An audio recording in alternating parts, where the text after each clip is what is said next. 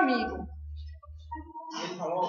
Falou que vocês eram amigos, sim, que ele te deu muito conselho para você não ser tão pra frente, que deveria ter um pouquinho só de limite em determinadas situações e falou que a sua primeira falsa.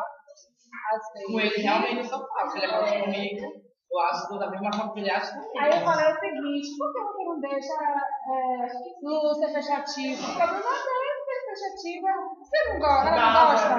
Não pode ficar. Pintosa. Sim, é da natureza. Seu jeito dela de se expressar. É porque você não conhece ele, eu tô mentindo. Aí eu falei que eu conheço. Ela é pior que a mim. Ela é pior que a mim. Os dois povos se invejam uma da outra. Aí vocês ficam querendo disputar, porque nós duas queremos ser fechativa, uma mais que a outra, por isso que vocês estão de mal. Porque ela antigamente começou muito novo. Porque o nome de tudo, por causa do short, era tudo aqui. Era calcinha jeans. Era montado. E a camisa toda lá de fora. As camisas, as bolas veio não era feio. Acho que era uma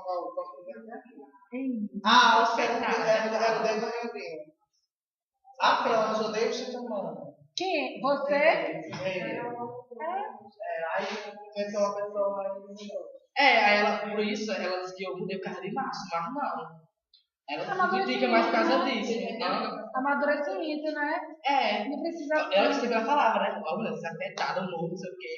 Aí quando eu mudei, você mandou me bater. Ah, mulher, mudou o carro de macho, quem é macho, não sei o quê. O que eu falo? Mulher, porque você tá gravando. Não, tô gravando não. Você tá cancelando.